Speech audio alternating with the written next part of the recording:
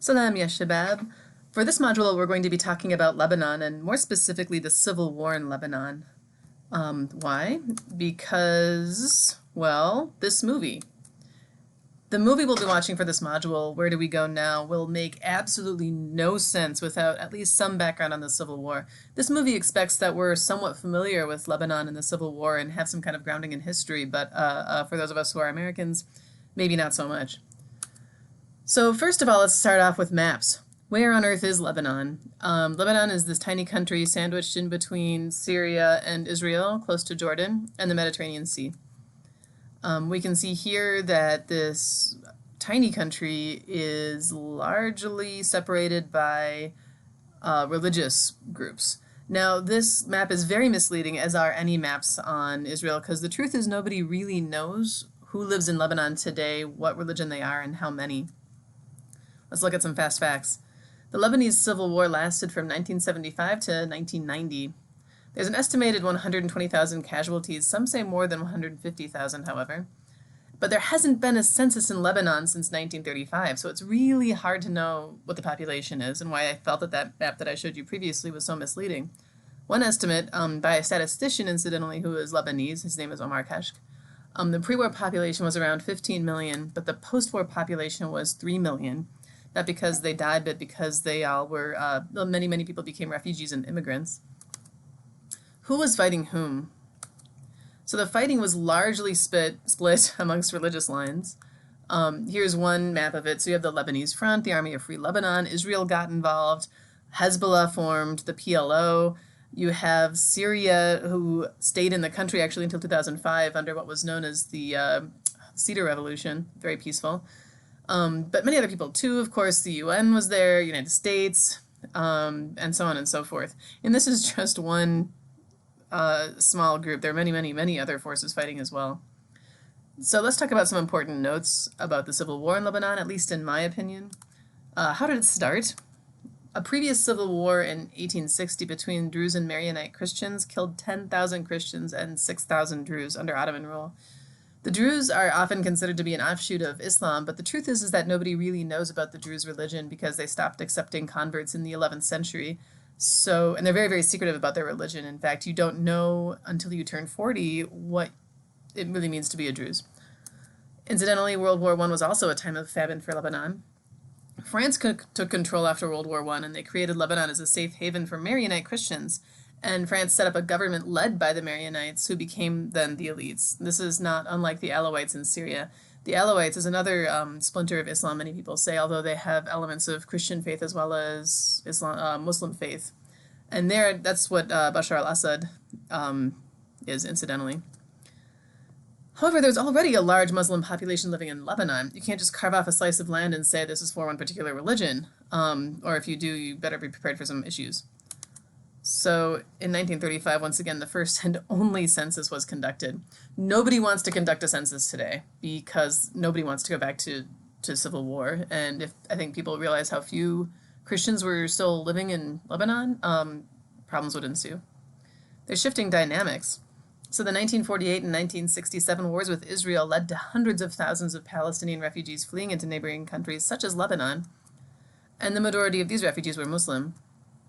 The 1950s and 1960s were a time of peace and prosperity for Lebanon. It was located at world crossroads and in a beautiful area of the Mediterranean. It's spectacular, and it became a haven for everyone from celebrities to spies in the region. But however tensions simmered, you can't take a minority and put them in control of the majority, ever. The PLO, or Palestinian Liberation Organization, they were based in Beirut. And they are often blamed for starting the war when Marionette Phalange forces targeted a bus full of Palestinians. But in reality, the PLO is one of just many factors that led to the Civil War in 1975. Among other factors, of course, some Americans and Russian involvement in yet another proxy Cold War. There also was the French establishment of politics and religion being hopelessly intertwined in Lebanon, and the establishment of Lebanon as separate from Syria, Palestine, and Jordan in the first place. This whole area is known as the Levant, or Greater Syria, and the countries that we see in that region today, including Israel, were originally considered to be part of one country, one area. There's a place called the Green Line. It's a line of demarcation in Beirut separating the mainly Muslim factions in West Beirut from the mainly Christian factions in East Beirut. And we're going to use this word mainly because certainly there were Christians living in the Muslim faction and vice versa, which caused interfighting issues too. There was the Beirut barracks suicide bombing. There were two suicide bombers working in tandem, and they struck buildings housing American and French service members. And the attack killed 307 people, most of whom were Americans, mostly Marines. And this was the deadliest single-day death toll for the U.S. Armed Forces since Vietnam. The deadliest terrorist attack prior to September 11th, and the deadliest terrorist attack on American citizens overseas. A group called Islamic Jihad claimed responsibility for this. So my question may be, who among you watching this video has even heard of this suicide bombing before today? Because typically the events of September 11th are the ones that get all the headlines. And why on earth would I bring this up? Well, partially because we're Americans. Well, not all of us in this course. I recognize all or no nationalities among us today. But also, this is, even though it's not mentioned much today, it's had absolutely devastating consequences for our Arab American community here in the United States. We can count this time from the 80s, when the tide really turned against Arabs and Muslims, and talk of this idea of everyone being a suicide bomber and that kind of horrific stereotype. It's been terrible, and it did not start with 9/11. It was because of this incident. There's also the Sabra and Shatila massacre in 1982. These were Palestinian refugee camps in Beirut. Remember, only Jordan gave Palestinians citizenship, so you have refugee camps all throughout this area.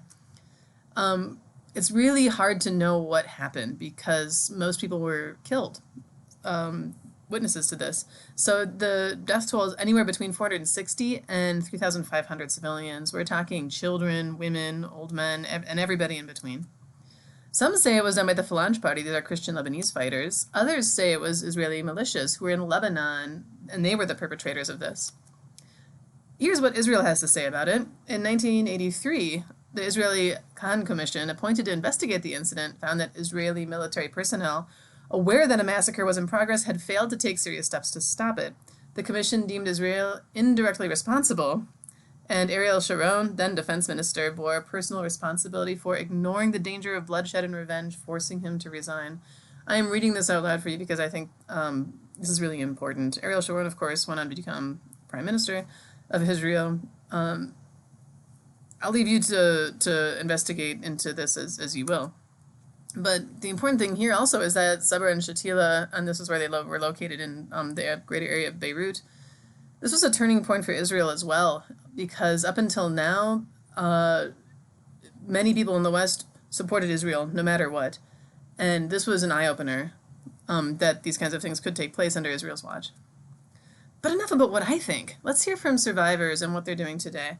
There's a clip, here's the link, and this clip from this video is similar to the opening of the movie we'll be watching, so keep this in mind as we go forward here.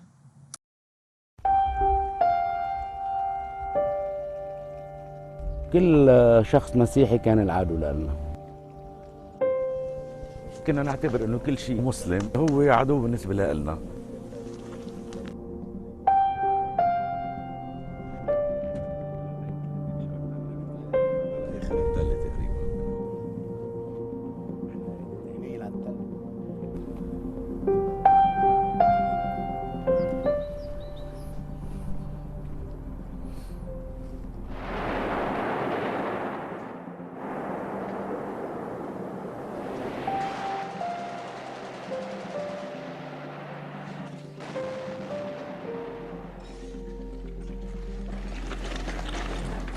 أول مرة حملت سلاح بعمر 19 سنة. اعتبرت إنه مثلي مثل غيري من هالشباب بحكم يعني الدفاع عن النفس. إنه صار في عنا شيء اسمه قوات لبنانية بهذيك الفترة، يعني كل الأحزاب المسيحية منضوية تحت لواءها. يعني هون كان الموقع الأساسي اللي كانوا يجتمعوا فيه عند ما يصير في قصف. وهون كان مثل ملجأ للذخيرة ويناموا فيه وقت العصر. وهونيك كانت كل المراكز التجمع الأساسية. طبعا ما كان في طرقات وقتها لننطلق منه على الجبهة للجبهات المحيطة.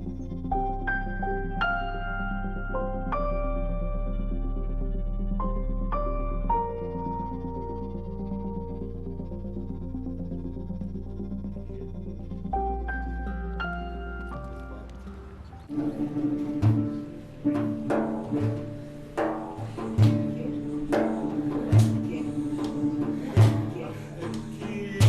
اللي ما كان حدا ناطرهم رح ابكي على اللي امه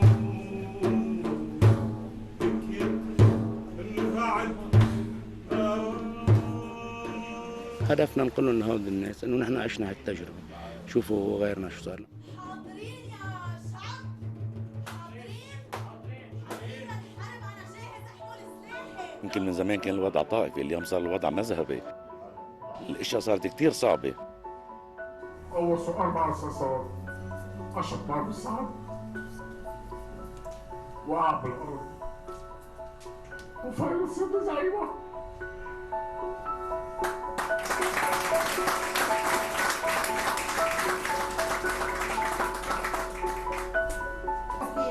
ومعروف وصيدا، خلينا نشوف. نحن عم نحاول نولد الوعي والتساؤلات عند هذا المواطن يلي يمكن يكون بيوم من الايام وقود حرب. طبعا النتيجة مش رح تبين دغري، كل شيء بده شوية وقت. هلا نحن الإرادة موجودة والنية موجودة، الحماس دايما موجود. إن شاء الله يعني بنتأمل، بس بنتأمل خير.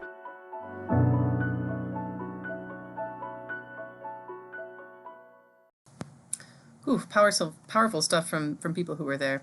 To get back to this class, let's talk about the movie. Where do we go now? This movie itself is about the story of a remote, isolated, unarmed village inhabited by both Muslims and Christians.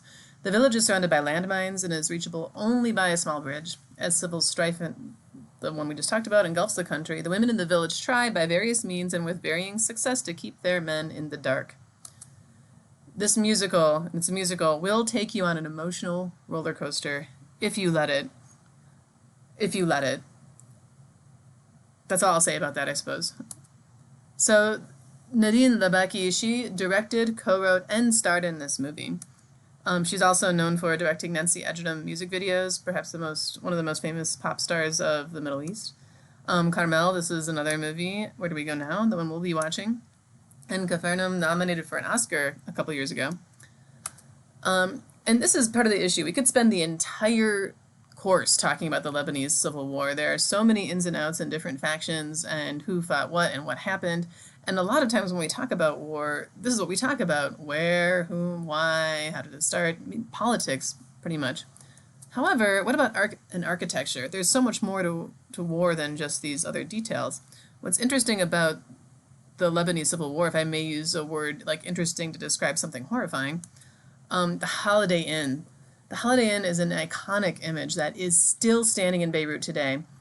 And all throughout Beirut, as a matter of fact, there is nowhere where you can go where you don't see bullet holes. Nowhere. And the Holiday Inn is, I think, the tallest skyscraper in Beirut. You can see straight through it. The Lebanese people have left it up as a reminder of, like, hey, let's not ever go back here again. So I'm going to make you watch this video separately. I can't make you do anything. I want you to watch this video. It's longer, it's about 25 minutes, but it's an extremely powerful video. And it shows the power of place in ways that I think in America sometimes, or anywhere else, we don't fully appreciate. So this is the Lebanese Civil War in all brevity, and I hope you enjoy, as much as we can enjoy such things, this next video, and give this musical a chance.